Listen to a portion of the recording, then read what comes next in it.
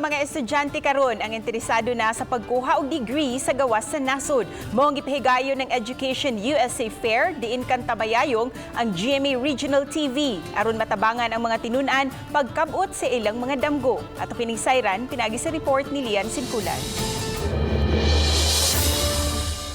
Daghang mga estudyante ang tinguha nga makatungha sa gawas sa Nasud sama sa Estados Unidos. Usa na niini ang 20 anyos nga journalism student nga si Joel Tabiolo.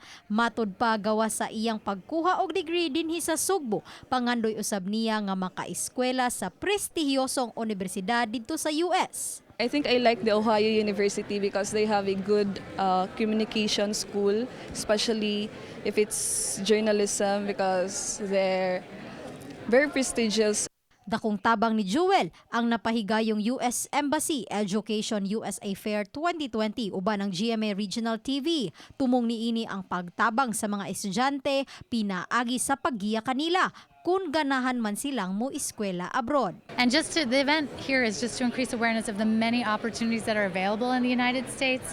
There's almost 5,000 universities in the United States. Sa mga nainteresado, dunay mga laka nga sundon sama sa pagfamiliarize sa nagkalain-laing degrees dito sa US. Lakip na ang pagdevelop og budget, pagkumpleto sa application og student visa. Each university will have different requirements.